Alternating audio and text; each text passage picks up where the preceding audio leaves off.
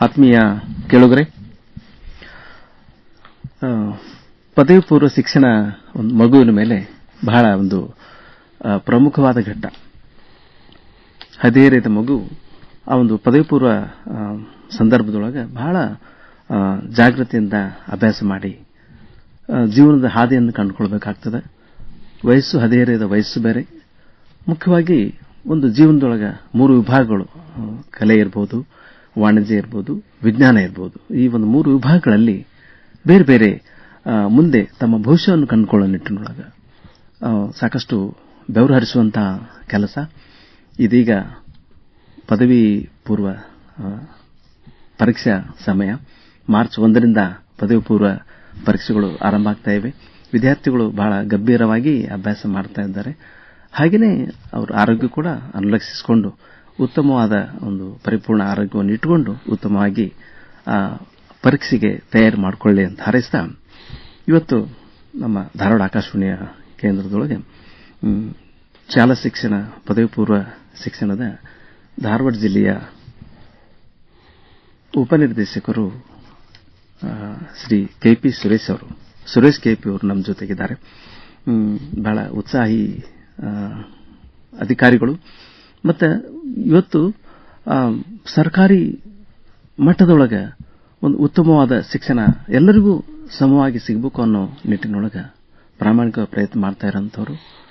ಧಾರವಾಡ ಜಿಲ್ಲೆ ವಿದ್ಯಾಕಾಶಿ ಆದರೂ ಕೂಡ ಶಾಲಾ ಶಿಕ್ಷಣದೊಳಗೆ ರಾಜ್ಯ ಮಟ್ಟದಲ್ಲಿ ನೋಡಿದ್ರೆ ಇನ್ನೂ ಸಾಕಷ್ಟು ಸಾಧಿಸುವುದು ಬಹಳ ಇದೆ ಅಂತ ಮನಗಂಡವರು ಸಾಕಷ್ಟು ಉಪಕ್ರಮಗಳನ್ನು ಕೈಗೊಂಡಿದ್ದಾರೆ. ಅದರಿಂದ ಒಂದು ಶಿಕ್ಷಣದ ಗುಣಮಟ್ಟ ಹೆಚ್ಚಾಗಿದೆ. ಪ್ರತಿಶತ ಒಂದು ಪಾಸ್ ಆಗುವವರ ಸಂಖ್ಯೆ ಗಣನೀಯವಾಗಿ ಏರಿಕೆಯಾಗಿ ಧಾರವಾಡದ ಒಂದು ರ್ಯಾಂಕ್ ಮುಂದುವರೆದು ಒಂದು ಹೆಚ್ಚಿನ ಒಂದು ಸಾಧನೆಯನ್ನು ಮಾಡಲಿಕ್ಕೆ ಸಾಧ್ಯ ಆಗಿದೆ. ಇದಕ್ಕಾಗಿ ಅವ್ರನ್ನ ಅಭಿನಂದಿಸ್ತಾ ಸುರೇಶ್ ಕೆಪಿ ಅವ್ರನ್ನ ನಾವು ಸ್ವಾಗತ ಮಾಡ್ತಾ ಇದ್ದೇವೆ. ನಮಸ್ಕಾರ ಸುರೇಶ್ ಅವರೇ. ನಮಸ್ತೆ ಸರ್. ಸುರೇಶ್ ಅವರೇ, ತಾವು 1993 ಬಯಾಲಜಿ ಶಿಕ್ಷಕರಾಗಿ ಸರ್ಕಾರಿ ನೌಕರಿ ಆರಂಭ ಮಾಡಿದಂಥವ್ರು. 11 ವರ್ಷಗಳ ಕಾಲ ಪ್ರಾನ್ಸಿಪಲ್ ಆಗಿ ಕೂಡ ಸೇವಾನುಭವದ ಮಂಗಳೂರಿನವರು ತಾವು. ಬಹಳ ವಿಶೇಷವಾಗಿ ಬಹಳ ಹಾಸನದವರು. ಪದವಿ ಪೂರ್ವ ಶಿಕ್ಷಣ ಇಲಾಖೆಯೊಳಗೆ ಉಪನಿರ್ದೇಶಕರಾಗಿ ತಾವು ಅಧಿಕಾರ ವಹಿಸಿಕೊಂಡ ನಂತರ ಸಾಕಷ್ಟು ಪ್ರಥಮಗಳನ್ನು ಮಾಡಿದ್ದೀರಿ, ಸಾಕಷ್ಟು ಕಾರ್ಯಗಳನ್ನು ಮಾಡಿದ್ದೀರಿ. ವಿಶೇಷವಾಗಿ ಪದವಿ ಪೂರ್ವ ಶಿಕ್ಷಣ ಅಂದರೆ ವಿಜ್ಞಾನಕ್ಕೆ ಹೆಚ್ಚು ಒತ್ತು ಕೊಡುವಂತಹ ಖಾಸಗಿ ಸಂಸ್ಥೆಗಳು ಹೇರಳವಾಗಿರುವಾಗ ಸರ್ಕಾರಿ ಸಂಸ್ಥೆಯಾಗಿ ಕಲಾ ಮತ್ತು ವಾಣಿಜ್ಯ ವಿಜ್ಞಾನದ ಜೊತೆಗೆ ಸಮಸಮವಾಗಿ ಬೆಳೆಯಬೇಕು ಅಂತೇಳಿ ಎಲ್ಲರಲ್ಲೇ ಕೂಡ ಅವಕಾಶಗಳು ಇದೆ ಅಂತೇಳಿ ಸರ್ಕಾರದ ಒಂದು ಉಪನಿರ್ದೇಶಕರಾಗಿ ತಾವು ಮನಗಂಡು ಸಾಕಷ್ಟು ಸುಧಾರಿತ ಕ್ರಮಗಳನ್ನು ಕೈಗೊಂಡಿದ್ದೀರಾ. ಇವತ್ತು ಆರಂಭದಲ್ಲಿ ಏನು ತಾವು ಮಾತುಗಳನ್ನು ಹೇಳಲಿಕ್ಕೆ ಇಷ್ಟಪಡ್ತೀರಾ?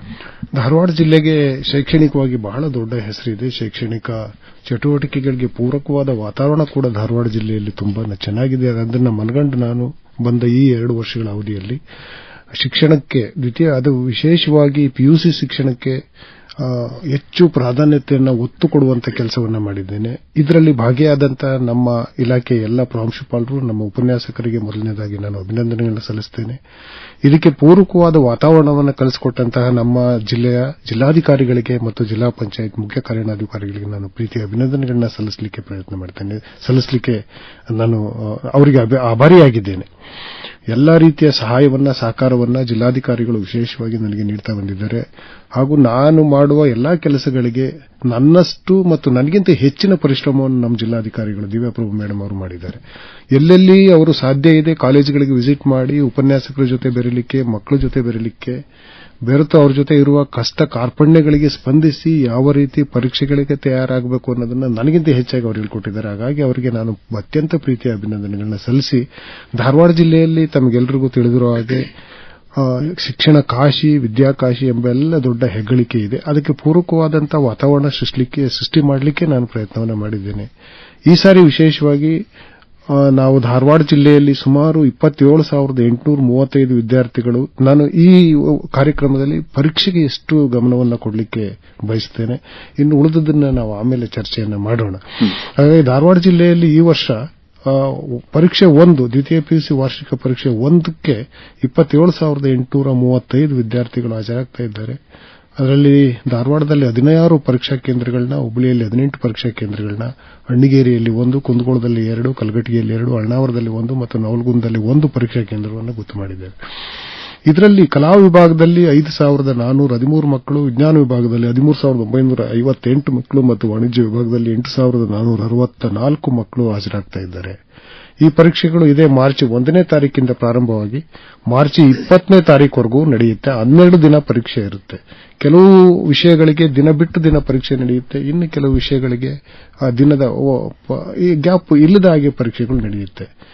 ನಮ್ಮ ಉದ್ದೇಶ ಧಾರವಾಡ ಜಿಲ್ಲೆಯಲ್ಲಿ ಮೊನ್ನೆ ಜಿಲ್ಲಾಧಿಕಾರಿಗಳ ನೆನ್ನೆ ಸಭೆ ಕರೆದು ಬಹಳ ಸೂಕ್ಷ್ಮವಾಗಿ ಯಾವುದೇ ಗೊಂದಲಕ್ಕೆ ಆಸ್ಪದ ಆಗಬಾರದು, ಪರೀಕ್ಷೆಗಳು ಪಾರದರ್ಶಕವಾಗಿ ಇರಬೇಕು ಅನ್ನೋದನ್ನ ನಮ್ಮ ಮಂತ್ರಿಗಳು ಸಹ ಹೇಳಿದ್ದಾರೆ. ನಮ್ಮ ಪ್ರಧಾನ ಕಾರ್ಯದರ್ಶಿಗಳು, ನಮ್ಮ ಇಲಾಖೆ ಮುಖ್ಯಸ್ಥರು ಮತ್ತು ಕೆಎಸಿಎಬಿನ ಅಧ್ಯಕ್ಷರು ಎಲ್ಲರ ಸೂಚನೆ ಸಲಹೆ ಹಾಗೇ ಇದೆ. ಹಾಗಾಗಿ ಪರೀಕ್ಷೆಗೆ ಬೇಕಾದಂತಹ ಪೂರಕ ವಾತಾವರಣವನ್ನ ಪಾರದರ್ಶಕವಾಗಿರಬೇಕು ಅನ್ನೋದನ್ನ ಗಮನಿಸಿ ನಿರ್ಮಾಣ ಮಾಡಿದ್ದೇವೆ. ಪರೀಕ್ಷೆ ಗೊಂದಲ ರಹಿತವಾಗಿರಬೇಕು, ಮಕ್ಕಳ ಸ್ನೇಹಿಯಾಗಿರಬೇಕು, ವಿದ್ಯಾರ್ಥಿಗಳ ಸ್ನೇಹಿಯಾಗಿರಬೇಕು ಅನ್ನೋದು ನಮ್ಮ ಆಶಯ ಇದೆ. ಹಾಗಾಗಿ ಅದಕ್ಕೆ ಪೂರಕವಾದ ವಾತಾವರಣವನ್ನು ಕಲ್ಪಿಸಿದ್ದೇವೆ. ಈಗಾಗಲೇ ಧಾರವಾಡದಲ್ಲಿರುವಂತಹ ಎಲ್ಲ 41 ಪರೀಕ್ಷಾ ಕೇಂದ್ರಗಳನ್ನ ನಾನು ಪರಿಶೀಲನೆ ಮಾಡಿದ್ದೇನೆ. ಎಲ್ಲಾ ಪರೀಕ್ಷಾ ಕೇಂದ್ರಗಳು ಅತ್ಯುತ್ತಮವಾಗಿವೆ, ಎಲ್ಲ ಮೂಲಭೂತ ಸೌಕರ್ಯಗಳನ್ನ ಹೊಂದಿದ್ದಾವೆ. ಅಲ್ಲಿ ಕುಡಿಯುವ ನೀರಿನ ವ್ಯವಸ್ಥೆ ಇರಬಹುದು, ಶೌಚಾಲಯದ ವ್ಯವಸ್ಥೆ ಇರಬಹುದು, ಇದೆಲ್ಲವೂ ತುಂಬಾನೇ ಚೆನ್ನಾಗಿರೋ ಹಾಗೆ ನಾವು ಗಮನವನ್ನು ಹರಿಸಿದ್ದೇವೆ. ಒಂದೆರಡು ಕಡೆ ಅದರ ಕೊರತೆ ಕಂಡು ಬಂದದನ್ನ ಸರಿಪಡಿಸಲಿಕ್ಕೆ ಕೂಡ ನನ್ನ ಸೂಚನೆಗಳನ್ನ ಈಗಾಗಲೇ ನೀಡಿದ್ದೇನೆ. ಹಾಗಾಗಿ ಅದಕ್ಕೆ ಪೂರಕವಾದ ವಾತಾವರಣ ಇದೆ. ಮಕ್ಕಳು ಪ್ರಥಮ ಪಿಯುಸಿ ಪಾಸ್ ಆದ ದಿನದಿಂದ ಮಾರ್ಚ್ 31ಕ್ಕೆ ನಾವು ಫಸ್ಟ್ ಪಿಯುಸಿ ರಿಸಲ್ಟ್ ಅನ್ನು ಅನೌನ್ಸ್ ಮಾಡ್ತೀವಿ. ಅದಕ್ಕಿಂತ ಮೊದಲೇ ಸೆಕೆಂಡ್ ಪಿಯುಸಿ ಓದಲಿಕ್ಕೆ ಪ್ರಾರಂಭ ಮಾಡಿರ್ತಾರೆ ಮಕ್ಕಳು.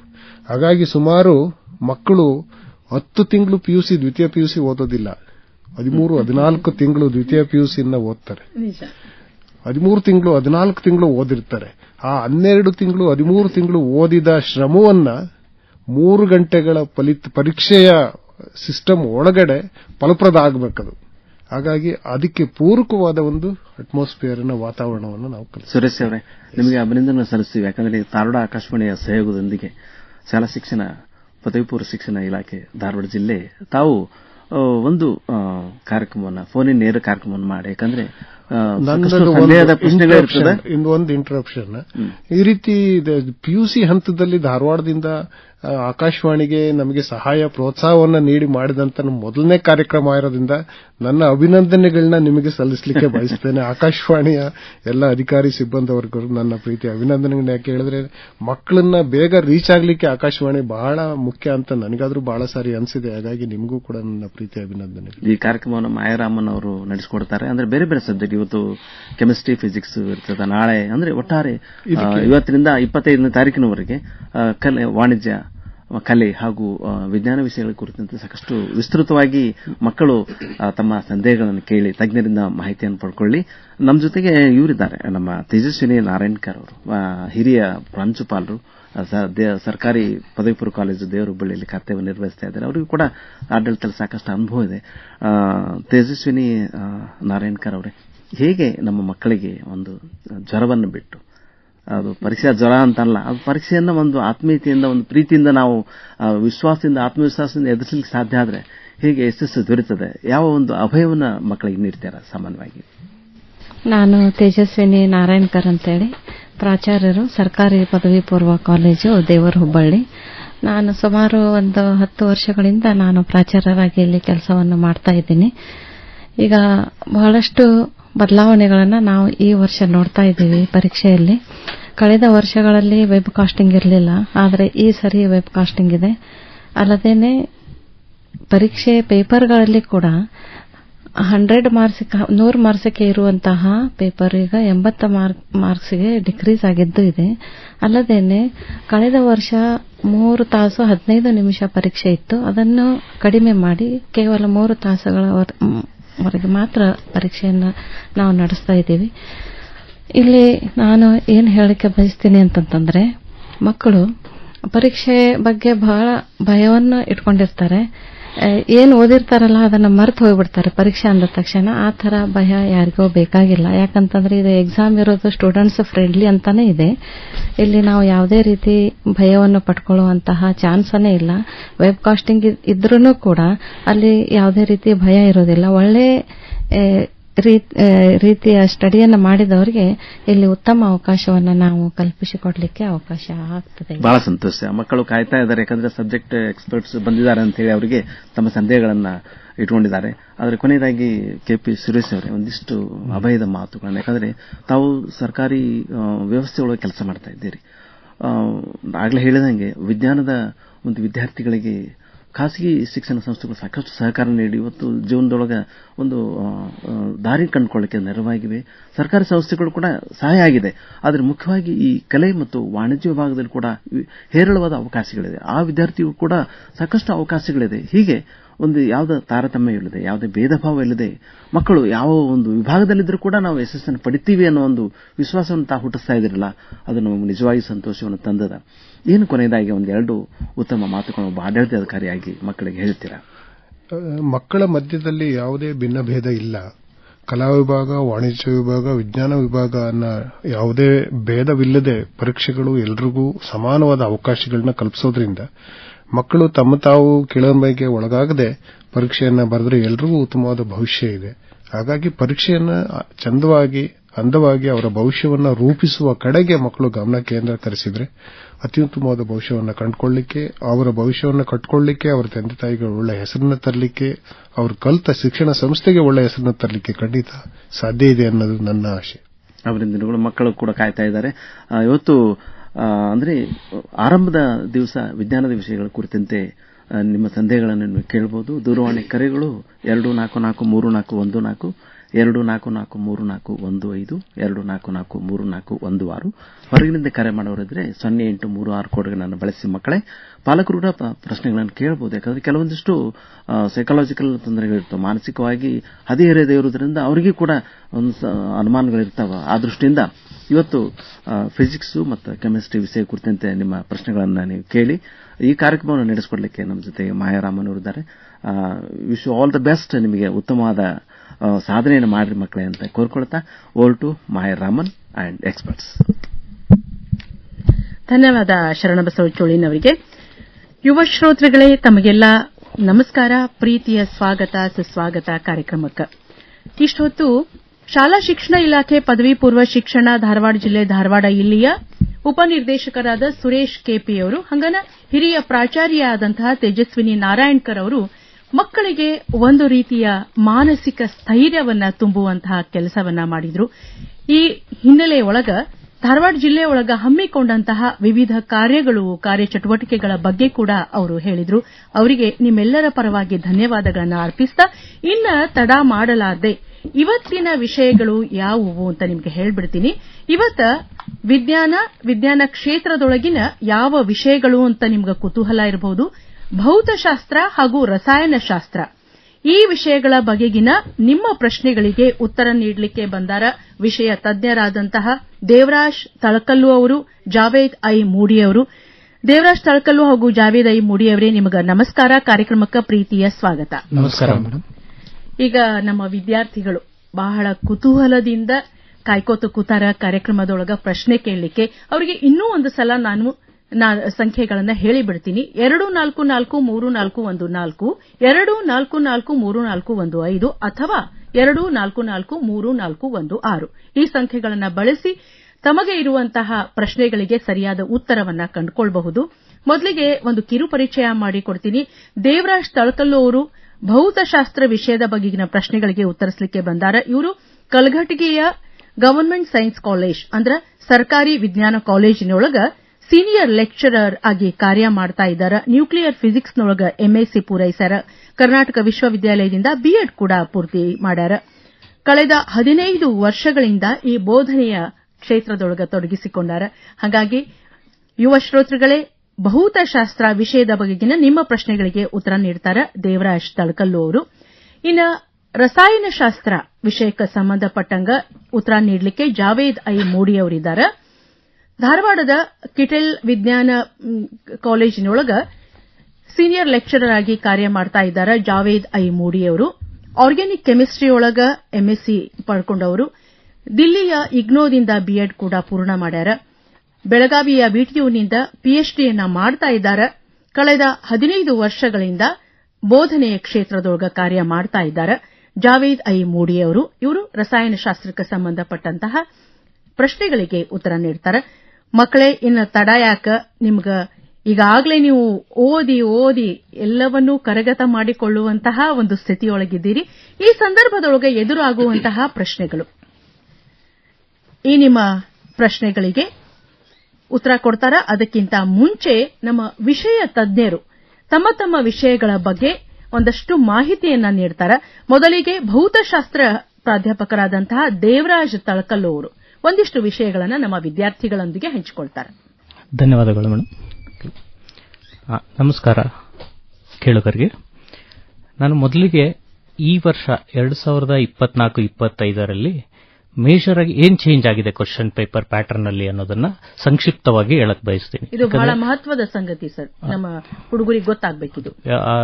ತುಂಬಾ ಗೊಂದಲಗಳಿದೆ, ಆ ಗೊಂದಲಗಳನ್ನ ನಿವಾರಣೆ ಮಾಡಲಿಕ್ಕೆ ನಾನು ಟ್ರೈ ಮಾಡ್ತೀನಿ.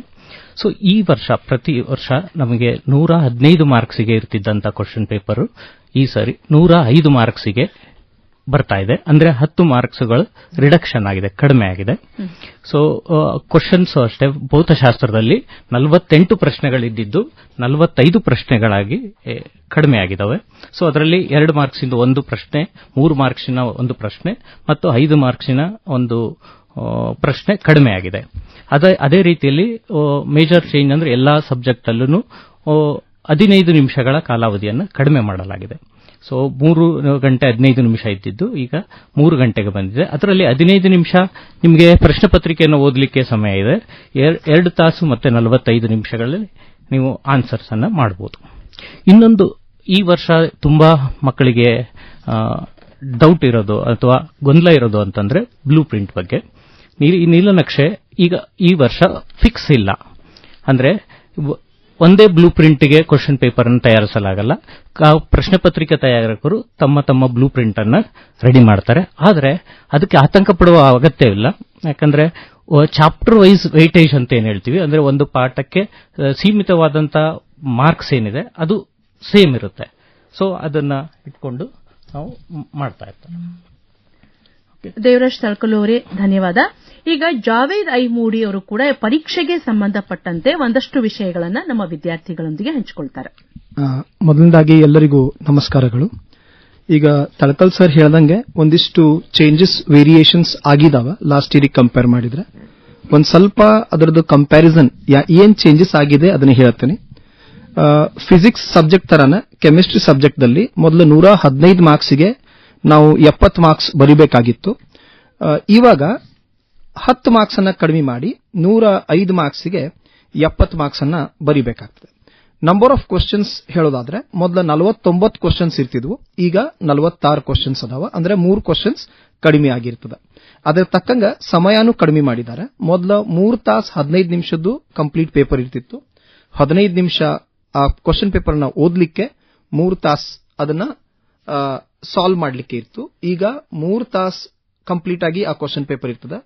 2 ತಾಸು 45 ನಿಮಿಷ ಏನದ ಹುಡುಗರಿಗೆ ಬರೀಲಿಕ್ಕೆ ಇರ್ತದೆ.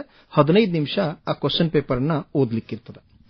ಈಗ ಕ್ವಶನ್ ಪೇಪರ್ ಪ್ಯಾಟರ್ನ್ ದಲ್ಲಿ ಒಂದಿಷ್ಟು ಚಾಯ್ಸ್ ಅನ್ನ ಕಡಿಮೆ ಮಾಡಿದ್ದಾರೆ. ಅದಕ್ಕೆ ಒಂದ್ ಸ್ವಲ್ಪ ಸ್ಟೂಡೆಂಟ್ಸ್ ಅಲ್ಲಿ ಆತಂಕ ಇದೆ. ಭಯ ಪಡೆಯೋದೇನೂ ಅವಶ್ಯಕತೆ ಇಲ್ಲ. ಅದನ್ನ ಯಾವ ರೀತಿ ನಾವು ಓವರ್ಕಮ್ ಮಾಡಬಹುದು, ಅದನ್ನ ಯಾವ ರೀತಿ ಗೆಲ್ಲಬಹುದು ಅನ್ನೋದು ಈ ಎಪಿಸೋಡ್ ಅಲ್ಲಿ ನಾವು ಹೇಳ್ತಾ ಹೋಗ್ತೀವಿ. ನಿಮ್ಗೆ ಯಾವುದೇ ತರದ್ದು ಡೌಟ್ ಇದ್ದಲ್ಲಿ ಮೇಡಮ್ ಅವರು ಕೊಟ್ಟಂತ ನಂಬರಿಗೆ ನೀವು ಕರೆ ಮಾಡಿ.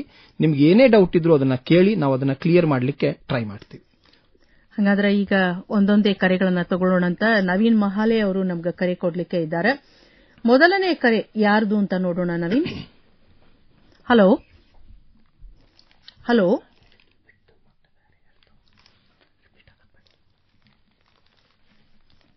ಹಲೋ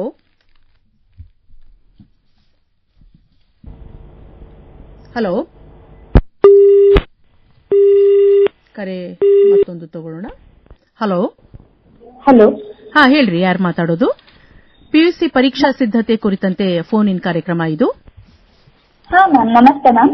ನಮಸ್ತೆ, ನಿಮ್ಮ ಹೆಸರು? ಮ್ಯಾಮ್ ನನ್ನ ಹೆಸರು ಗಾಯತ್ರಿ ಅಂತ ಮ್ಯಾಮ್. ಯಾವ ಊರು? ಮ್ಯಾಮ್ ಹಾವೇರಿಯಿಂದ. ಪ್ರಶ್ನೆ ಕೇಳ್ರಮ್ಮ. ಇವತ್ತ ಭೌತಶಾಸ್ತ್ರ ಮತ್ತು ರಸಾಯನಶಾಸ್ತ್ರಕ್ಕೆ ಸಂಬಂಧಪಟ್ಟಂತಹ ಪ್ರಶ್ನೆಗಳು. ಎಸ್ ಮ್ಯಾಮ್, ಅದು ಕೆಮಿಸ್ಟ್ರಿ ಬಗ್ಗೆ ಒಂದು ಸ್ವಲ್ಪ ಡೌಟ್ ಇದೆ. ಜಾವೇದ್ ಮೂಡಿ ಅವರಿದ್ದಾರೆ, ನಿಮ್ಮ ಪ್ರಶ್ನೆಗೆ ಉತ್ತರ ಕೊಡ್ತಾರೆ. ಕೇಳ್ರಿ ಪ್ರಶ್ನೆಯನ್ನ. ಹಲೋ ಹಲೋ, ಕೇಳಿಮ್ಮ, ಪ್ರಶ್ನೆ ಕೇಳಿ. ನಮಸ್ತೆ ಸರ್. ನಮಸ್ತೆ ಸರ್, ಇದು ಆಲ್ಡಿಹೈಡ್ಸ್ ಅಂಡ್ ಕೀಟೋನ್ಸ್ ಮೇಲೆ ಮಾಡೆಲ್ ಕ್ವಶನ್ ಪೇಪರ್ ಮೇಲೆ ಎಕ್ಸಾಂಪಲ್ ವೈಸ್ ಕ್ವಶನ್ ಇತ್ತಲ್ಲ ಸರ್? ಮಾಡೆಲ್ ಕ್ವಶನ್ ಪೇಪರ್ ನಲ್ಲಿ DNP ಡೈರವೇಟಿವ್ ಟೆಸ್ಟ್ ಅಂತ ಬಂದಿತ್ತಲ್ಲ ಸರ್? ಹೌದು. ಅದು ಎಕ್ಸಾಂಪಲ್ ಬಾಕ್ಸ್ ಇಂದ ಕ್ವಶನ್ ಬಂದಿತ್ತಲ್ಲ? ಕೇಳಬಹುದಮ್ಮ. ಎಕ್ಸಾಂಪಲ್ ಬಾಕ್ಸ್ ಏನಾದ್ರು ಯೆಲ್ಲೋ ಮಾರ್ಕಿಂಗ್ ಇದೆ ಅಂತಂದ್ರೆ ಅವಾಯ್ಡ್ ಮಾಡಬೇಕು ಅಂತಿದ್ದಾರೆ. ಅಪಾರ್ಟ್ ಫ್ರಮ್ ದಾಟ್ ಏನದ ಟೆಕ್ಸ್ಟ್ ಬುಕ್ ಅಲ್ಲಿ ಯಾವ ಪಾರ್ಟ್ ಅಲ್ಲಿ ಏನೇ ಇತ್ತಂದ್ರು ಈ ವರ್ಷ ಅದನ್ನ HOTS ಫಾರ್ಮ್ ಅಲ್ಲಿ ಕೇಳಬಹುದು ಪ್ರಶ್ನೆಯನ್ನ. ಅದು ಕೇಳಿದ್ರು ಸರ್. ಸೊಲ್ಯೂಷನ್ ಎಕ್ಸ್ಪ್ಲೇನ್ ಐತಲ್ಲ ಸರ್, ಈಗ ನಮ್ಮ ಸೊಲ್ಯೂಷನ್ ಎಕ್ಸ್ಪ್ಲೇನ್ ಮಾಡಿ ಸ್ಟ್ರಕ್ಚರ್ಸ್ ಹಾಕ್ಬೇಕಾ, ಇಲ್ಲ ಸ್ಟ್ರಕ್ಚರ್ಸ್ ಅಷ್ಟೇ ಹಾಕಿದ್ರೆ ನಡೀತದೆ? ಇಲ್ಲ, ಕ್ವೆಶ್ಚನ್ ಅಲ್ಲಿ ಎಕ್ಸ್ಪ್ಲೇನ್ ಅನ್ನೋ ವರ್ಡ್ ಬಂದಿದೆ ಅಂತಂದ್ರೆ ನೀವು ಕಂಪಲ್ಸರಿಲಿ ಎಕ್ಸ್ಪ್ಲನೇಷನ್ ಬರೀಬೇಕಾಗ್ತದೆ. ಕ್ವೆಶ್ಚನ್ ಅಲ್ಲಿ ರೈಟ್ ದಿ ರಿಯಾಕ್ಷನ್ ಅಂತಂದಾಗ ನೀವು ಎಕ್ಸ್ಪ್ಲನೇಷನ್ ಬರೆಯೋದು ಬೇಡ, ರಿಯಾಕ್ಷನ್ ಅಷ್ಟೇ ಬರೆದ್ರೆ ಸಾಕು. ಹಾ ಸರ್. ಅಂದ್ರೆ ಈಗ ಎಕ್ಸಾಂಪಲ್ ಅಂದ್ರೆ ಜಾಸ್ತಿ ಇಂಪಾರ್ಟೆಂಟ್ ಅಂದ್ರೆ ಅದ್ರ ಯಾವ್ದ್ರ ಮೇಲೆ ಫೋಕಸ್ ಮಾಡಬಹುದು ಸರ್ ನಾವು? ಈಗ ನಾವು PU ಬೋರ್ಡ್ ಇಂದ 3 ಮಾಡೆಲ್ ಕ್ವಶನ್ ಪೇಪರ್ಸ್ ಅನ್ನ ಮತ್ತೆ ಅದೇ ರೀತಿಯಾಗಿ ಸಪ್ಲಿಮೆಂಟರಿ ಅದಕ್ಕೆ ಒಂದಿಷ್ಟು ಇಂಪಾರ್ಟೆಂಟ್ ಕ್ವಶನ್ಸ್ ಅನ್ನ ಬಿಟ್ಟಿದ್ದಾರೆ ಬೋರ್ಡ್ ಅಲ್ಲಿ. ಐ ಥಿಂಕ್ ಈಗಾಗಲೇ ನಿಮ್ಮ ಕಾಲೇಜಸ್ ಅಲ್ಲಿ ಅದನ್ನ ನಿಮಗೆ ಕೊಟ್ಟಿರಬಹುದು. ಅದು ನಮ್ಮ ವೆಬ್ಸೈಟ್ ಅಲ್ಲೂ ಇದೆ, PU ವೆಬ್ಸೈಟ್ ಅಲ್ಲೂ ಇದೆ. ಅದನ್ನ ನೀವು ರೆಫರ್ ಮಾಡಿದ್ರೆ these are very very important questions, ಬಹಳ ಇಂಪಾರ್ಟೆಂಟ್ ಅವು ಕ್ವಶನ್ಸ್. ಅದರಾಗಿಂದ ನೀವು ಆನ್ಯುವಲ್ ಎಕ್ಸಾಮಿನೇಷನ್ ದಲ್ಲಿ ಎಕ್ಸ್ಪೆಕ್ಟ್ ಮಾಡಬಹುದು ಬರೋ ಕ್ವಶನ್ಸ್ ಅನ್ನ. Question bank very very important. Yes, it is important. ನಮ್ಮ PU ಬೋರ್ಡ್ ಇಂದ ಕೊಟ್ಟಿರುವಂತಹ ಕ್ವಶನ್, ನಮ್ದೇನು ಇಲಾಖೆಯಿಂದ ಕೊಟ್ಟಿದ್ದಾರೆ ಆ ಕ್ವಶನ್ ಬ್ಯಾಂಕ್ ಅನ್ನ ರೆಫರ್ ಮಾಡಬೇಕು. Yes sir. ಅಂದ್ರೆ ಇದು ಬಂದಿತ್ತಲ್ಲ ಸರ್ ಆಲ್ಡಿಹೈಡ್ಸ್ ಮೇಲೆ, ಸೊ ಇದ್ರ ಮೇಲೆ ಜಾಸ್ತಿ ಫೋಕಸ್ ಮಾಡ್ಬೇಕಾ ಎಕ್ಸಾಂಪಲ್ಸ್ ನ ಅಂತ? ಇಲ್ಲಮ್ಮ, ಒಂದೇ ಎಕ್ಸಾಂಪಲ್ಸ್ ಮೇಲೆ ಫೋಕಸ್ ಮಾಡೋದಿರೋದಿಲ್ಲ, ನೀವು ವಾಸ್ಟ್ ಆಗಿ ನೋಡಬೇಕು. ಬಟ್ ಒಳ್ಳೆ ಕ್ವಶನ್ ಕೇಳಿದ್ದೀರಾ, ಆ ರೀತಿ ಎಕ್ಸಾಂಪಲ್ಸ್ ನಮಗೆ ಬರಬಹುದು. So you can be prepared of that type. Yes sir. ಅಂದ್ರೆ ಆಲ್ಡಿಹೈಡ್ಸ್, ಕೀಟೋನ್ಸ್ ಅಂಡ್ ಈಥರ್ಸ್ ಮೇಲೆ ಎಕ್ಸಾಂಪಲ್ಸ್ ಇದಾವಲ್ಲ ಸರ್, ಜಾಸ್ತಿ ಫೋಕಸ್ ಮಾಡು ಅಂದ್ರೆ ಚಾಪ್ಟರ್ ವೈಸ್ ಬೇಕಾಗಿತ್ತು ಸರ್, ಜಾಸ್ತಿ ಅದ್ರ ಮೇಲೆ ಫೋಕಸ್ ಮಾಡಬಹುದು. ಈಗ ಎಲ್ಲರಿಗೂ ನಾವು ಸಮಯದ ಅವಕಾಶ ಕೊಡೋದಕ್ಕಮ್ಮ ಇಂಡಿವಿಜುವಲ್ ಟಾಪಿಕ್ ಅನ್ನ ಹೇಳೋದು ಕಷ್ಟ ಆಗ್ತದೆ. ಇದನ್ನ ನಿಮ್ಮ ಕಾಲೇಜ್ ಟೀಚರ್ಸ್ ಯಾರಿದ್ದಾರೆ ಅವರು ಡೆಫಿನೆಟ್ಲಿ ಇದನ್ನ ನಿಮ್ಗೆ ಎಕ್ಸ್ಪ್ಲೈನ್ ಮಾಡ್ತಾರೆ, ಯಾಕಂದ್ರೆ ಅವರಿಗೊಂದು ವರ್ಕ್ಶಾಪ್ ನಾವು ಮಾಡಿದ್ದುಂಟು. S, thank you. ಧನ್ಯವಾದ. ಮತ್ತೊಂದು ಕರೆ. ಹಲೋ.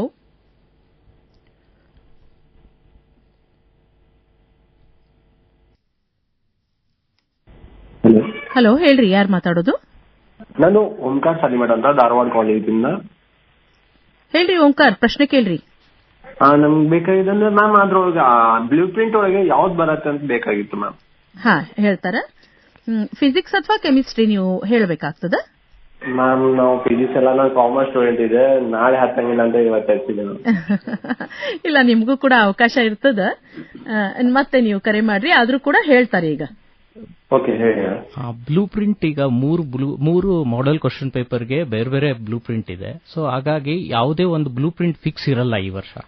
ಸೊ ಅವರು ಕ್ವಶನ್ ಪೇಪರ್ ಸೆಟ್ ಮಾಡೋರು ಅವರು ಅವ್ರದೇ ಇದನ್ನ ಬ್ಲೂ ಪ್ರಿಂಟ್ ಅನ್ನ ತಯಾರು ಮಾಡ್ಕೋಬಹುದು ಎಲ್ಲಾ ಸಬ್ಜೆಕ್ಟ್ಗೂ. ನಾವೇ ತಯಾರು ಮಾಡ್ಕೋಬೇಕು ಅಲ್ಲ, ಅವರು ಕ್ವಶನ್ ಪೇಪರ್ ತಯಾರು ಮಾಡೋರು ಅವರು ಅವ್ರದೇ ಬ್ಲೂ ಪ್ರಿಂಟ್ ಮಾಡ್ಕೋಬಹುದು. ಹಾಗಾಗಿ ಬ್ಲೂ ಪ್ರಿಂಟ್ ಫಿಕ್ಸ್ ಇಲ್ಲ. ನೀವು ಚಾಪ್ಟರ್ ವೈಸ್ ಮಾರ್ಕ್ಸ್ ಮಾತ್ರ ನೋಡ್ಕೋಬಹುದು, ನೀವು ಎಷ್ಟು ಮಾರ್ಕ್ಸ್ ಬರುತ್ತೆ ಅಂತ. ಸರ್ ಅದೇ ನಮ್ಗೆ ಡೌಟ್ ಆಗ್ತಾ ಇದೆ, 3 ಬ್ಲೂ ಪ್ರಿಂಟ್ ಇದೆ ಅಲ್ಲ. ಇಲ್ಲಿ ಕೇಳಿ, ಬ್ಲೂ ಪ್ರಿಂಟ್ ಏನಿದೆ ಅದು ಕ್ವಶನ್ ಪೇಪರ್ಗೆ ಸಂಬಂಧಪಟ್ಟಿದ ವಿಷಯ. ಚಾಪ್ಟರ್ ವೈಸ್ ವೇಟೇಜ್ ಅಥವಾ ಮಾರ್ಕ್ಸ್ ಏನಿರ್ತಾವಲ್ಲ ಅದು ಯೂನಿವರ್ಸಲ್. ಈಗ ಯಾರೇ ಕ್ವಶನ್ ಪೇಪರ್ ನ ತೆಗೆದ್ರು, ಯಾವುದೇ ಬ್ಲೂ ಪ್ರಿಂಟ್ ಅನ್ನ ಸೆಟ್ ಮಾಡಿದ್ರು, ಆ ಟಾಪಿಕ್ ಗೆ ಇರುವಂತ ಮಾರ್ಕ್ಸ್ ಅನ್ನ ಚೇಂಜ್ ಮಾಡಲಿಕ್ಕೆ ಬರೋದಿಲ್ಲ. ಎಕ್ಸಾಂಪಲ್, ಒಂದು ಟಾಪಿಕ್ ಎ ಅದ, ಅದಕ್ಕೆ 10 ಮಾರ್ಕ್ಸ್ ಅದಾವ ಅಂತಂದ್ರೆ ಯಾರೇ ಕ್ವಶನ್ ಪೇಪರ್ ಸೆಟ್ ಮಾಡಿದ್ರು ಅದಕ್ಕೆ 10 ಮಾರ್ಕ್ಸೇ ಕೊಡಬೇಕು. ಅದಕ್ಕೆ 12, 15 ಅಥವಾ 6, 5 ಮಾಡಕ್ಕೆ ಬರಂಗಿಲ್ಲ. ಅದಷ್ಟೇ ಕೊಡ್ತಾರೆ. ಎಸ್, ಮಾರ್ಕ್ಸ್ ಅಷ್ಟೇ ಇರ್ತದೆ. ಕ್ವಶನ್ ಪ್ಯಾಟರ್ನ್ ಒಂದು ಸ್ವಲ್ಪ ಚೇಂಜ್ ಆಗ್ಬೋದು. ಓಕೆ ಸರ್, ಅದು ನೋಡಿದ್ದೇನೆ, ಬಟ್ ಯಾಕಂದ್ರೆ ಒಂದೊಂದು ಕನ್ಫ್ಯೂಸ್ ಆಗ್ತಾ ಇದೆ. ಈಗ ನೀವು ಕಾಮರ್ಸ್ ಸಬ್ಜೆಕ್ಟ್ ಇರೋದಕ್ಕೆ ನಾಳೆ ನಮ್ಮ ಕಾಮರ್ಸ್ ತಜ್ಞರು ಮಾತಾಡುವಾಗ ದಯವಿಟ್ಟು ಅವರಿಗೆ ನಿಮ್ಮ ಪ್ರಶ್ನೆಯನ್ನ ಕೇಳಿ. ನಾವು ಓಂಕಾರ್ ಅದರ ಬಗ್ಗೆ ನಿಮ್ಗೆ ಹೇಳ್ತೀವಿ. ನಾಳೆ ಕೂಡ ವಿಜ್ಞಾನದ ವಿಷಯಗಳೇ ಅವ. 23, 24, 25 ವಾಣಿಜ್ಯ ಮತ್ತು ಕಲಾ ವಿಭಾಗದ ಪ್ರಶ್ನೆಗಳನ್ನ ನಾವು ತಗೊಳ್ತೀವಿ. ನಿಖರವಾಗಿ ಈ ದಿನ ಇದೇ ವಿಷಯ ಅಂತ ಅನ್ನೋದನ್ನು ಕೂಡ ನಾವು ಕಾರ್ಯಕ್ರಮ ಮುಗಿಸೋ ಮುಂದೆ ಹೇಳ್ತೀವಿ. ದಯವಿಟ್ಟು ಕಾರ್ಯಕ್ರಮ ಕೇಳ್ತಾ ಇರಿ. ಧನ್ಯವಾದ ಓಂಕಾರ್. ಹಲೋ. ಹೇಳ್ರಿ, ಇದು ಪಿಯುಸಿ ಪರೀಕ್ಷಾ ಸಿದ್ಧತೆ. ನಮಸ್ಕಾರ, ನಾ ಧ್ರುವ ನಮಸ್ಕಾರ ಬಾಲ್ಕೋಟಿ ಮಾತಾಡಕತ್ತೀನಿ. ವಿದ್ಯಾರ್ಥಿಗಳಿಗೆ ಅವಕಾಶ ಕೊಡ್ರಲ್ಲ ಧ್ರುವ ಅವರ. ಪೋಸ್ಟ್ ಗ್ರಾಜುಯೇಟ್ ಹಿಸ್ಟ್ರಿ ಇದ್ದೀನಿ. ನಾವು ಸ್ಟೂಡೆಂಟ್ಸ್ಗೆ ಏನು ಒಂದ್ ಮಾತು ಹೇಳ್ಬೇಕಲ್ಲ, ಅವ್ರು ಕ್ವಶನ್ ಪೇಪರ್ಸ್ ಬಂದ್ಮೇಲೆ ಟೆನ್ಷನ್ ತಗೋಬಾರ್ದು. ಆರಾಮ್ ಕ್ವಶನ್ ಪೇಪರ್ಸ್ ಓದಿ ಮತ್ತೆ ತಮ್ಗೆ ಯಾವ್ದು ಈಸಿ ಬರ್ತೋ ಅದನ್ನ ಬಿಡಿಸಿ ಆಮೇಲೆ ಮುಂದಿನ ಟಫ್ ಟ್ರೈ ಮಾಡ್ಬೇಕಂತ ಹೇಳ್ತೀನಿ. ಧನ್ಯವಾದ ಧ್ರುವ ಅವರು. ಧನ್ಯವಾದ. ಹಲೋ ಹಲೋ, ಹೇಳ್ರಮ್ಮ, ನಿಮ್ಮ ಹೆಸರು? ನಮಸ್ತೆ ರೀ ಮ್ಯಾಮ್. ನಮಸ್ಕಾರ. ನಮ್ಮ ಈಗ ಬ್ಲೂ ಪ್ರಿಂಟ್ 3 ಬಿಟ್ಟಾರಿಲ್ರಿ ಮ್ಯಾಮ್. ಒಂದ್ ನಿಮಿಷ, ನಿಮ್ಮ ಹೆಸರು ಹೇಳ್ರಿ, ಯಾವ ಊರಿಂದ ಕರೆ ಮಾಡ್ಲಿಕತ್ತೀರಿ? ನಂದು ಕುನ್ಗೋಡ್ ಹತ್ರ ಮ್ಯಾಮ್, ನೇರಬುದಿ ಹೇಳ. ನಿಮ್ಮ ಹೆಸರು? ರಂಜಿತಾ ಆದ್ರಳ್ಳಿ ಮ್ಯಾಮ್. ಏನಮ್ಮ? ರಂಜಿತಾ ಆದ್ರಳ್ಳಿ ಮ್ಯಾಮ್. ಓಕೆ, ಪ್ರಶ್ನೆ ಕೇಳ್ರಿ. ಈಗ ನಮ್ಮ 3 ಬ್ಲೂ ಪ್ರಿಂಟ್ ಬಿಟ್ಟಾರಲ್ರಿ ಮ್ಯಾಮ್, ಅದು 3 ಬ್ಲೂ ಪ್ರಿಂಟ್ ಮತ್ 3 ಮಾಡಲ್ ಕ್ವೆಶ್ಚನ್. ವಿಷಯ ಯಾವ್ದಮ್ಮ? ಏನ್ರಿ ಮ್ಯಾಮ್? ಯಾವ ವಿಭಾಗದೊಳಗೆ ನೀವು ಅಭ್ಯಾಸ ಮಾಡ್ಲಿಕತ್ತೀರಿ? ನಾವು ವಿಜ್ಞಾನ ವಿಭಾಗದ ಮ್ಯಾಮ್, ಫಿಸಿಕ್ಸ್ ಮತ್ ಸ್ವಲ್ಪ ಕೆಮಿಸ್ಟ್ರಿ. ಈಗ 3 ಮಾಡಲ್ ಕ್ವೆಶ್ಚನ್ ಮತ್ 3 ಮಾಡಲ್ ಕ್ವೆಶ್ಚನ್ ಇದು ಬ್ಲೂ ಪ್ರಿಂಟ್ ಬಿಟ್ಟಾರಿ ಮ್ಯಾಮ್.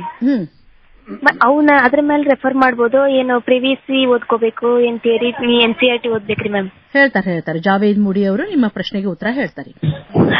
ನಮಸ್ಕಾರ. ಇದು ಎಲ್ಲರಿಗೆ ಸಹಜವಾಗಿ ಎಲ್ಲಾ ಸ್ಟೂಡೆಂಟ್ಸ್ಗೆ ಇರುವಂತ ಗೊಂದಲ. ನಾನು ಇದು ಈ ನಿಮ್ಮ ಆನ್ಸರ್ ಅಲ್ಲಿ ಎಲ್ಲರಿಗೂ ಇದು ಅರ್ಥ ಆಗೋಗೆ ಟ್ರೈ ಮಾಡಿ ಹೇಳ್ತೇನೆ. ಬೇರೆ ರೀತಿಯ ಪ್ರಶ್ನೆ ಬಂದ್ರೆ ಚೆನ್ನಾಗಾಗ್ತದೆ ಅಂತ ಹೇಳಿ ಕರೆಕ್ಟ್ ಆಗಿ ಕೇಳ್ಕೊಳ್ಳಿ. ಬ್ಲೂ ಪ್ರಿಂಟ್ ಏನದಲ್ಲ, ಅದು ಒಂದೊಂದು ಕ್ವಶನ್ ಪೇಪರಿಗೆ ಸೀಮಿತವಾದ ವಿಷಯ. ಓಕೆನಾ? ಪ್ರತಿಯೊಂದು ಟಾಪಿಕ್ಗೆ ಮಾರ್ಕ್ಸ್ ಏನದ ಅದು ಪ್ರೀ ಡಿಸೈಡೆಡ್ ಅದ. ಈಗ ಫಾರ್ ಎಕ್ಸಾಂಪಲ್ ನೀವು ಸೊಲ್ಯೂಷನ್ ಟಾಪಿಕ್ ತಗೊಂಡಾಗ ನಿಮ್ಗೆ ಫಿಕ್ಸ್ಡ್ ಮಾರ್ಕ್ಸ್ ಅದ, ಎಷ್ಟು? 12 ಅನ್ನೋದು. ಹೌದಾ? ಇಲೆಕ್ಟ್ರೋಕೆಮಿಸ್ಟ್ರಿ ಟಾಪಿಕ್ ಈಗ ಫಿಕ್ಸ್ ಮಾರ್ಕ್ಸ್ ಅದ, ಎಷ್ಟು? 13. ಕೆಮಿಕಲ್ ಕೈನೆಟಿಕ್ಸ್ ಈಗ ಫಿಕ್ಸ್ ಅದ, ಎಷ್ಟು? 12. ಆ ಮಾರ್ಕ್ಸ್ ಚೇಂಜ್ ಆಗಂಗಿಲ್ಲ. ಹೌದಾ?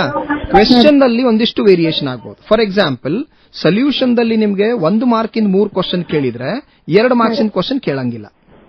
ಕೈನೆಟಿಕ್ಸ್ ಅಲ್ಲಿ 1 ಮಾರ್ಕ್ಸಿಂದ 1 ಕ್ವಶನ್ ಕೇಳಿದ್ರೆ 2 ಮಾರ್ಕ್ಸಿಂದ 1 ಕ್ವಶನ್ ಕೇಳ್ತಾರೆ. ಅದು ಯಾರು ಪೇಪರ್ ನ ಸೆಟ್ ಮಾಡ್ತಾರಲ್ಲ ಅವರಿಗೆ ಬಿಟ್ಟಂತ ವಿಷಯ.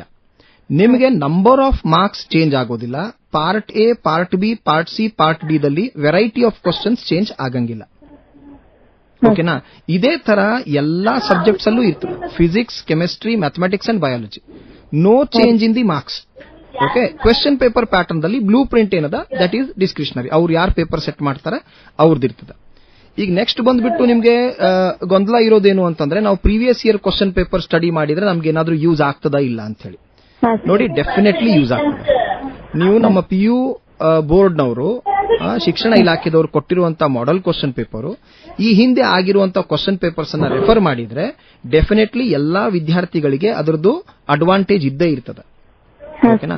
ಅದೇ ಕ್ವಶನ್ಸ್ ಬರ್ತಾವ, ಹಾಗೆ ಕ್ವಶನ್ಸ್ ಬರ್ತಾವ ಅನ್ನೋದು ಹೇಳಲಿಕ್ಕೆ ಬರೋದಿಲ್ಲ. ಪ್ರೀವಿಯಸ್ ಇಯರ್ ತರ ಸ್ವಲ್ಪ ವೇರಿಯೇಷನ್ ಮಾಡಿಕೊಂಡು ಅದೇ ರೀತಿಯ ಕ್ವಶನ್ಸ್ ನಿಮಗೆ ಬರ್ತವೆ. ಈಗ HOTS ಇಂದು ಒಂದು ಎಲ್ಲರಿಗೂ ಆತಂಕ ಇರೋದೇನಿದೆ, ಹೈ ಆರ್ಡರ್ ಥಿಂಕಿಂಗ್ ಸ್ಕಿಲ್ಸ್ ಏನಿದು ಅಂತ ಹೇಳಿ. ಅದರಲ್ಲೂ ನೀವು ಗಾಬರಿ ಪಡುವಂತ ಏನೂ ವಿಷಯ ಇಲ್ಲ. HOTS ಅಂದ್ರೆ ಕ್ವೆಶ್ಚನ್ ಅನ್ನ ನೀವು ನಿಧಾನವಾಗಿ ಓದಿ ಅರ್ಥ ಮಾಡಿಕೊಂಡು ಆಮೇಲೆ ಅದನ್ನ ಸಾಲ್ವ್ ಮಾಡಿದ್ರೆ ಆಗುತ್ತೆ. ಸೊ ಯಾರು ಈ ಎಕ್ಸಾಮಿನೇಷನ್ಗೆ ಪ್ಯಾನಿಕ್ ಆಗೋದು ಬೇಡ, ಹೆದರ್ಕೊಳ್ಳೋದು ಬೇಡ. ಎಕ್ಸಾಮ್ ಇಷ್ಟು ವರ್ಷ ಹೆಂಗ್ ನಡೆದಿದೆ ಹಾಗೇ ನಡೀತದೆ. ಒಂದ್ ಸ್ವಲ್ಪ ಎಕ್ಸಾಮ್ ಏನಿದೆ ಅಡ್ವಾನ್ಸ್ಡ್ ಆಗಿರ್ತದೆ. ಓಕೆ, ಧನ್ಯವಾದ ರಂಜಿತಾ. ಮತ್ತೊಂದು ಪ್ರಶ್ನೆ. ಹಲೋ, ಹೇಳ್ರಿ, ಯಾರು ಮಾತಾಡೋದು? ಹಲೋ, ಯಾರು ಮಾತಾಡೋದು? ಹಲೋ, ಹೇಳ್ರಿ. PUC ಪರೀಕ್ಷಾ ಸಿದ್ಧತೆ ಕುರಿತ ಕಾರ್ಯಕ್ರಮ ಇದು, ನೇರ ಫೋನ್ ಇನ್ ಕಾರ್ಯಕ್ರಮ. ಯಾವ ಊರಿ ನಿಮ್ದು? ಹಲೋ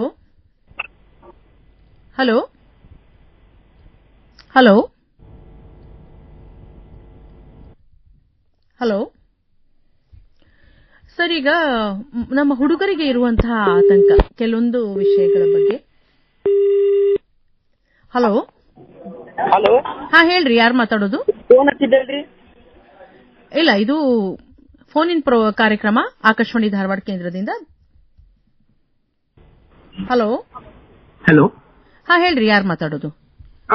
ಮ್ಯಾಮ್, ನಾವು ಸ್ಟೂಡೆಂಟ್ಸ್ ಮ್ಯಾಮ್. ಹೇಳ್ರಿ, ನಿಮ್ ಹೆಸರು ಹೇಳ್ರಿ, ಯಾವ ಊರಿಂದ ಕರೆ ಮಾಡ್ಲಿಕತ್ತೀರಿ? ನಾವು BCME ಸ್ಟಡಿ ಮಾಡ್ತಾ ಇರೋದು ಮ್ಯಾಮ್, ಸೈನ್ಸ್ ಸ್ಟೂಡೆಂಟ್ಸ್. ನಮ್ಗೆ ಮ್ಯಾಮ್ ಫಿಸಿಕ್ಸ್ ಯಾವ ಬ್ಲೂ ಪ್ರಿಂಟ್ ಬರ್ತೀರಿ ಮ್ಯಾಮ್? ನಿಮ್ ಹೆಸರು ಹೇಳ್ರಿ, ಯಾವ ಊರಿಂದ ಕರೆ ಮಾಡ್ಲಿಕತ್ತೀರಿ? ಶಿರಟ್ಟಿ ಮ್ಯಾಮ್. ನಿಮ್ ಹೆಸರು? ಶ್ರೀರಾಮ್. ಶ್ರೀರಾಮ್, ನಿಮ್ಮ ಪ್ರಶ್ನೆಗೆ ಉತ್ತರ ಹೇಳ್ತಾರೆ ಈಗ. ಹಲೋ ಶ್ರೀರಾಮ್ ಅವರೇ, ಈಗ ಆಲ್ರೆಡಿ ಇದೇ ಕ್ವಶನ್ಗೆ ನಾವು ಆನ್ಸರ್ ಮಾಡಿದೀವಿ. ಈ 3 ಬ್ಲೂ ಪ್ರಿಂಟ್ ಇದೆಯಲ್ಲ, ಯಾವ ಬ್ಲೂ ಪ್ರಿಂಟ್ ಅಲ್ಲಿ ಬರುತ್ತೆ ಅಂತ ನಿಮ್ಮ ಪ್ರಶ್ನೆ. ಈ ಇದೇ ಬ್ಲೂ ಪ್ರಿಂಟ್ ಬರುತ್ತೆ ಅಂತ ಈ ವರ್ಷ ಫಿಕ್ಸ್ ಇಲ್ಲ. ಸೊ ಅದನ್ನೇ ಪದೇ ಪದೇ ಹೇಳ್ತಾ ಇದೀವಿ ನಾವು. ಸೊ ಆದ್ರೆ ಒಂದು ಚಾಪ್ಟರ್ಗೆ ಎಷ್ಟು ಮಾರ್ಕ್ಸ್ ಬರಬೇಕು ಅನ್ನೋದಿದೆ ಅಲ್ವಾ, ಅದು ಫಿಕ್ಸ್ ಇರುತ್ತೆ. ನೀವು ಅದರ ಮೇಲೆ ಪ್ರಿಪರೇಷನ್ ಮಾಡಬೇಕು ಆಯ್ತಾ. ಸೊ ಈಗ ಬ್ಲೂ ಪ್ರಿಂಟ್ ನೀವು ಯಾವುದೇ ಬರಲಿ, ಬಟ್ ಒಂದು ಚಾಪ್ಟರ್ ಅಲ್ಲಿ ಇಷ್ಟು ಮಾರ್ಕ್ಸ್ ಏನಿರುತ್ತೆ ಅದು ಫಿಕ್ಸ್ ಆಗಿ ಬರ್ತಾ ಇರುತ್ತೆ. ಸೊ ಈ 3 ಬ್ಲೂ ಪ್ರಿಂಟ್ ಅಲ್ಲಿ ಯಾವ್ದಾದ್ರು ಒಂದು ಬರ್ಬೋದು ಅಥವಾ ಬರ್ದೇನೂ ಇರ್ಬೋದು. Okay.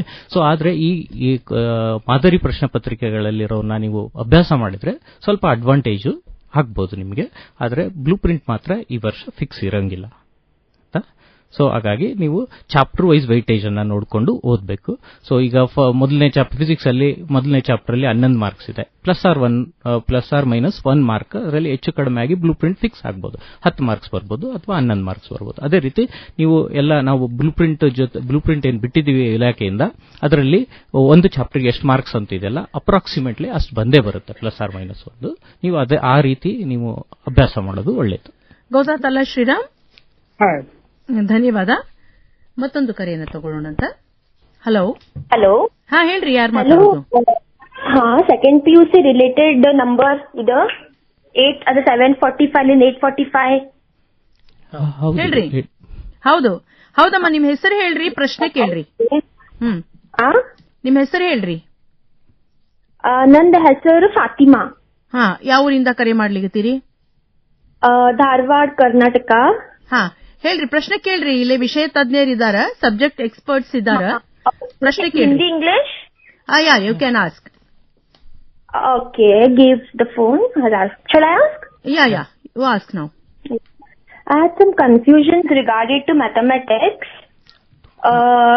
This KSEB and all, they have published the sample papers. Fatima, ನಾಳೆ ಅದ ಮ್ಯಾಥ್ಸ್ ವಿಷಯದ ಬಗೆಗಿನ ಕಾರ್ಯಕ್ರಮ, ನಾಳೆ ಕರೆ ಮಾಡ್ರಿ ಆಯ್ತಾ? ಫಿಸಿಕ್ಸ್, ಕೆಮಿಸ್ಟ್ರಿ ಈಗೇನಾದ್ರೂ ಮಾಡಬಹುದು.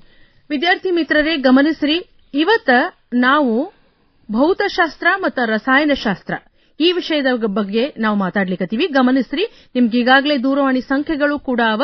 ನಾವಿವತ್ತು ಚರ್ಚೆ ಮಾಡ್ತಾ ಇರುವಂತಹ ವಿಷಯಗಳು ಭೌತಶಾಸ್ತ್ರ ಹಾಗೂ ರಸಾಯನಶಾಸ್ತ್ರ. ಮತ್ತೊಂದು ಕರೆಯನ್ನು ನೋಡೋಣ. ಹಲೋ ಹಲೋ ಹಲೋ, ಹಾ ಹೇಳ್ರಿ, ಯಾರು ಮಾತಾಡೋದು? ಮ್ಯಾಮ್, ನಾನು ಶ್ರೇಯಾ ಅಂತ ಗಂಗಾವತಿಯಿಂದ ಮಾತಾಡೋದು. ಹೇಳ್ರಿ ಶ್ರೇಯಾ. ಮ್ಯಾಮ್, ಅದೇ ನೀವು ಮೆಸೇಜ್ ಹಾಕಿದ್ರಲ್ಲ, ಗೈಡೆನ್ಸ್ ಕೊಡ್ತೀವಿ ಅಂತ. ಹೇಳ್ರಿ, ಇವತ್ತ ಭೌತಶಾಸ್ತ್ರ ಮತ್ತು ರಸಾಯನಶಾಸ್ತ್ರ ವಿಷಯದ ಬಗೆಗಿನ ಪ್ರಶ್ನೆಗಳನ್ನ ಕೇಳಬಹುದು. ನೀವು ಡೌಟ್ಸ್ ಕೇಳ್ಬೇಕಾ ಮ್ಯಾಮ್ ನಿಮಗೆ? ಹಾ, ನಿಮ್ಗೇನ್ರು ಡೌಟ್ಸ್ ಇದ್ರೆ ಕೇಳ್ರಿ, ಅಥವಾ ಪರೀಕ್ಷೆ ಬಗ್ಗೆ ಏನಾದ್ರು ಕೇಳೋದಿತ್ತಂದ್ರೆ ಕೇಳ್ರಿ, ದ್ವಿತೀಯ PUC ಪರೀಕ್ಷೆ ಬಗ್ಗೆ. ಮ್ಯಾಮ್, ಎಲ್ಲ ಓಕೆ ಮ್ಯಾಮ್. MCQs ಅಂದ್ರೆ ಸ್ವಲ್ಪ ಪ್ರಾಬ್ಲಮ್ ಆಗಲ್ಲ, ಅದು ಹೆಂಗಂತ ಅಟೆಂಡ್ ಮಾಡೋದು ಸ್ವಲ್ಪ ಈಸಿ ಟ್ರಿಕ್ಸ್ ಏನಾದ್ರು ಹೇಳ್ತೀರಾ? ಹಾ, ನೀವು ಸೈನ್ಸಾ ನೀವು ಇರೋದು? Ma'am, science ma'am. ಭೌತಶಾಸ್ತ್ರ ಮತ್ತು ರಸಾಯನಶಾಸ್ತ್ರ, ಫಿಸಿಕ್ಸ್, ಕೆಮಿಸ್ಟ್ರಿ ವಿಷಯದ ಬಗ್ಗೆ ಏನಾದ್ರು ಪ್ರಶ್ನೆಗಳಿದ್ರೆ ಕೇಳ್ರಿ. ಮ್ಯಾಮ್, ಅದೇ ಫಿಸಿಕ್ಸ್, ಕೆಮಿಸ್ಟ್ರಿಯಲ್ಲಿ MCQs ಏನಾದ್ರು ಅಟೆಂಡ್ ಮಾಡಕ್ಕೆ ಟ್ರಿಕ್ಸ್ ಏನಾದ್ರು ಹೇಳ್ತಾರೆ. ಓಕೆ, ಈಗ MCQದಲ್ಲಿ 15 ಕಂಪಲ್ಸರಿ ಕ್ವಶನ್ ಇರ್ತದಮ್ಮ. ಅದರಲ್ಲಿ 5 ಕ್ವಶನ್ ಏನಿದೆ ಫಿಸಿಕಲ್ ಕೆಮಿಸ್ಟ್ರಿದಿಂದ ಬರ್ತದೆ, 4 ಕ್ವಶನ್ ಏನಿದೆ ಇನ್ಆರ್ಗ್ಯಾನಿಕ್ ಕೆಮಿಸ್ಟ್ರಿದಿಂದ ಬರ್ತದೆ, 11 ಕ್ವಶನ್ ಏನಿದೆ ಆರ್ಗ್ಯಾನಿಕ್ ಕೆಮಿಸ್ಟ್ರಿದಿಂದ ಬರ್ತದೆ. ಓಕೆನಾ? ಇದರಲ್ಲಿ 9 + 4 ಅಂದ್ರೆ ಟೋಟಲ್ ಆಗಿ ನಿಮಗೆ ಒಂದು 13 ಕ್ವಶನ್ಸ್ ಏನದಾವ, ಅದು ಈಸಿನೇ ಇರ್ತಾವ. ಐದರ್ ಮಾಡರೇಟ್, ಅಂಡರ್ಸ್ಟ್ಯಾಂಡಿಂಗ್ ಆರ್ ರಿಮೆಂಬರೆನ್ಸ್ ಅಂತ ಹೇಳಿ ಕರಿತೀವಿ. ಈಸಿ ಇರ್ತಾವ, ನೀವು ರೆಗ್ಯುಲರ್ಲಿ ಅದನ್ನ ಓದಿರ್ತೀರಿ.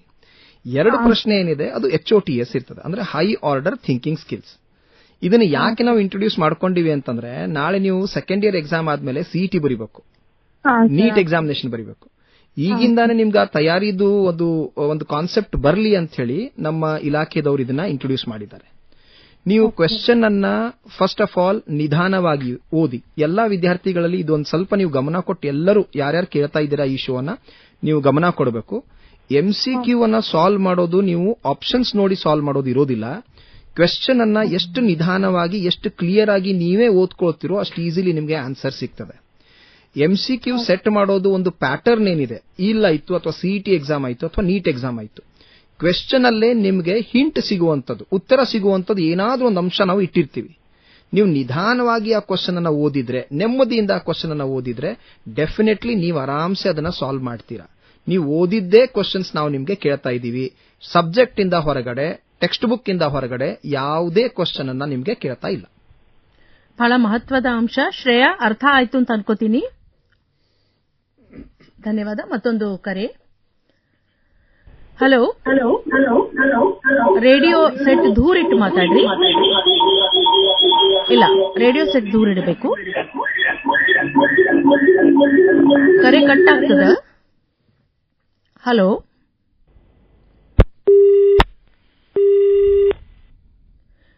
ಹಲೋ, ಫೋನಿನ ಕಾರ್ಯಕ್ರಮ.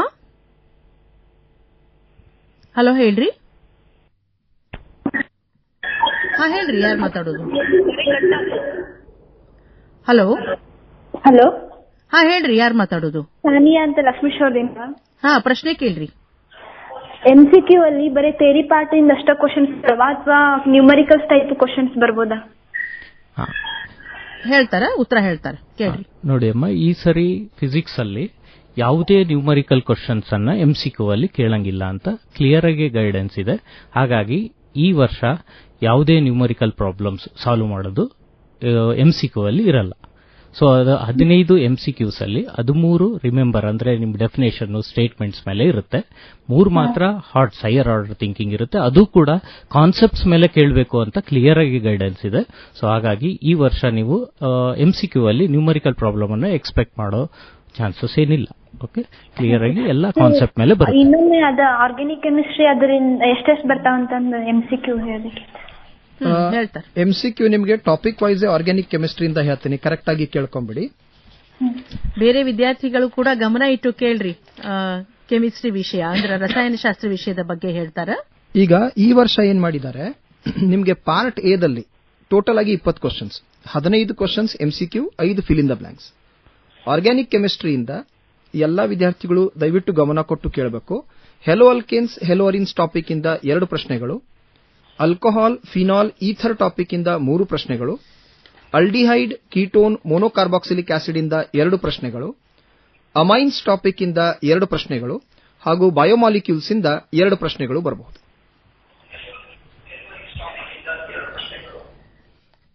ದೇವರಾಜ್ ತಳಕಲ್ ಅವರು ಕೂಡ ಹೇಳ್ತಾರಂತ. ಭೌತಶಾಸ್ತ್ರ ಟಾಪಿಕ್ ವೈಸ್ ಅಂತ ಅಲ್ಲ, ಈಗ ಎಲ್ಲಾ ನಮ್ದು ಪ್ರತಿಯೊಂದು ಚಾಪ್ಟರ್ ಅಲ್ಲೂ ಒಂದೊಂದು MCQ ಬರ್ತಾ ಇದೆ, ಬರುತ್ತೆ. ಹಾರ್ಟ್ಸ್ ಕ್ವಶನ್ ಮಾತ್ರ ಯಾವ್ದ್ರಲ್ಲಾದ್ರೂ ಅವರು ಚಾಯ್ಸ್ ಮಾಡಬಹುದು. ಮತ್ತೆ ಬೇರೆ ಯಾವ್ದಾದ್ರು ಮುಂದಿನ ಕರೆ. ಹಲೋ ಹಲೋ, ಹಾ, ಹೇಳ್ರಿ, ಯಾರು ಮಾತಾಡೋದು? Good evening ma'am. Good evening, ಹೇಳ್ರಿ ಮ್ಯಾಮ್. ನಾನು ಸೆಕೆಂಡ್ ಇಯರ್ ಸ್ಟೂಡೆಂಟ್ ಮ್ಯಾಮ್. ಹೆಸರು ಹೇಳಮ್ಮ, ಯಾವ ಊರಿಂದ ಕರೆ ಮಾಡ್ಲಿಕತ್ತೀರಿ? ನಾನು ಅದ್ರಗುಂಚಿ ಮ್ಯಾಮ್. ನಿಮ್ಮ ಹೆಸರು? ನಮ್ಮ ಹೆಸರು ಬಿಬಿಜಾನ್ ಅಬ್ ಮ್ಯಾಮ್. ಹಾ, ಬಿಬಿಜಾನ್, ಕೇಳ್ರಿ, ಪ್ರಶ್ನೆ ಕೇಳ್ರಿ. ಮ್ಯಾಮ್, ನನ್ಗ ಇದು ಸೊಲ್ಯೂಷನ್ ಚಾಪ್ಟರ್ದು ಗ್ರಾಫ್ ಮ್ಯಾಮ್, ಅದು ಸ್ವಲ್ಪ ತಿಳಿಯಂತಿದ್ದಿಲ್ಲ ಮ್ಯಾಮ್. ಬಿಬಿಜಾನ್, ಈಗ ಗ್ರಾಫ್ ಅನ್ನ ನಾನು ರೇಡಿಯೋದಲ್ಲಿ ಹೇಳೋದು ಕಷ್ಟ ಆಗ್ತದೆ, ಇದು ಶ್ರವ್ಯ ಮಾಧ್ಯಮ. ಆದ್ರೂ ನಾನು ಟ್ರೈ ಮಾಡ್ತೇನೆ. ನಿಮ್ ಗ್ರಾಫ್ ಡಿಫಿಕಲ್ಟಿ ಎಲ್ಲಿ ಬರ್ತದಂತಂದ್ರೆ ನೀವು ಆಕ್ಸಿಸ್ ಅನ್ನ ಕರೆಕ್ಟ್ ಆಗಿ ನೋಡ್ಕೊಂಡಿರೋದಿಲ್ಲ. ಹೌದಾ? ಈಗ ಗ್ರಾಫ್ ಬೇಸಿಕಲಿ ಸೊಲ್ಯೂಷನ್ ಟಾಪಿಕ್ ಅಲ್ಲಿ ಬರೋದು ಎಲ್ಲಿ? ಐಡಿಯಲ್ ಸೊಲ್ಯೂಷನ್ಸ್ ಅಲ್ಲಿ ಮಾತ್ರ. ಹೌದಾ? ಅಲ್ಲಿ positive deviation from ideal behaviour, negative deviation from ideal behaviour ಇದೆ. ಅವರು ರೇಡಿಯೋ ಕೇಳ್ತಿದ್ರೆ ಅವರಿಗೆ ಕೇಳಿಸ್ತದೆ. ಈಗ ನಾರ್ಮಲ್ ಸ್ಟ್ರೇಟ್ ಲೈನ್ ಇದ್ದಾಗ ಏನಾಗ್ಬಿಡ್ತದೆ, ಅದು it behaves as an ideal solution. ಆ ಗ್ರಾಫ್ ಮೇಲ್ಗಡೆ ಕರ್ವ್ ಮಾಡಿದ್ರೆ ಪಾಸಿಟಿವ್ ಡಿವಿಯೇಷನ್, ಕೆಳಗಡೆ ಕರ್ವ್ ಮಾಡಿದ್ರೆ ನೆಗೆಟಿವ್ ಡಿವಿಯೇಷನ್. ಅಷ್ಟೇ, ಅದನ್ನಷ್ಟೇ ಅರ್ಥ ಮಾಡ್ಕೊಂಡ್ಬಿಟ್ರೆ ಸಾಕು. ಆಕ್ಸಿಸ್ ಬಗ್ಗೆ ಗಮನ ಕೊಡಿ. ಎಕ್ಸ್ ಆಕ್ಸಿಸ್ ಅಲ್ಲಿ ಏನಿದೆ, ವೈ ಆಕ್ಸಿಸ್ ಅಲ್ಲಿ ಏನದ ಅನ್ನುವಂಥದ್ದು. ಮುಂದಿನ ಕರೆ. ಹಲೋ ಹಲೋ, ಇದು ಶಾಲಾ ಇಲಾಖೆ ಪದವಿ. ಹೌದು ಹೌದು ಹೌದು ಹೌದು ಹೌದು. PUC ಪರೀಕ್ಷಾ ಸಿದ್ಧತೆ ಕುರಿತ ಫೋನಿನ ಕಾರ್ಯಕ್ರಮ. ಕೇಳ್ರಿ, ಯಾರು ಮಾತಾಡೋದು? ನಾವ್ರಿ ಜಮಖಂಡಿಂದ ಗೌರ್ಮೆಂಟ್ PU ಕಾಲೇಜ್ ಜಮಖಂಡಿ ರೀ. ನಿಮ್ಮ ಹೆಸರು? ನನ್ನ ಹೆಸರು ದೀಪಾ ರೀ. ಹಾ, ದೀಪಾ, ಪ್ರಶ್ನೆ ಕೇಳ್ರಿ. ಇಲ್ರಿ, ನಮ್ಗ ಅದ 23ನೇ ತಾರೀಕು ವಾಣಿಜ್ಯ ವಿಭಾಗ ರೀ ನಮ್ದ್ರಿ, ಸೆಕ್ಷನ್. ಹಾ, ಅವತ್ ಮಾಡ್ರಿ ಹಂಗಾರ. ಹಾ ರೀ, ಅವತ್ ಕ್ವಶನ್ ಕೇಳೋದು. ಹಾ, ಕ್ವಶನ್ ಕೇಳಬಹುದು. ಅವತ್ ಕರೆ ಮಾಡ್ರಿ. ಹಲೋ ಹಲೋ ಹಾ ಹೇಳ್ರಿ, ಯಾರು ಮಾತಾಡೋದು? ಮ್ಯಾಮ್ ನಾ ಅಫ್ರಾ ಅಂತ ಮಾತಾಡೋದು ರೀ. ಏನಮ್ಮ? ಅಫ್ರಾ. ಅಪ್ಸರಾ? ಅಫ್ರಾ ಅಫ್ರಾ ಮ್ಯಾಮ್. ಅಫ್ರಾ ಯಾವ ಊರು? ಹುಬ್ಳಿಲಿಂತ್ರ ಮಾತಾಡ. ಪ್ರಶ್ನೆ ಕೇಳ್ರಮ್ಮ. ಮ್ಯಾಮ್ ಸ್ವಲ್ಪ ಹಿಂದಿಲಿಂತ್ರ ಮಾತಾಡ್ಬೋದು? ಬೋಲೋ ಅಫ್ರಾ, ಹಿಂದಿ ಮೇ ಬೋಲೋ.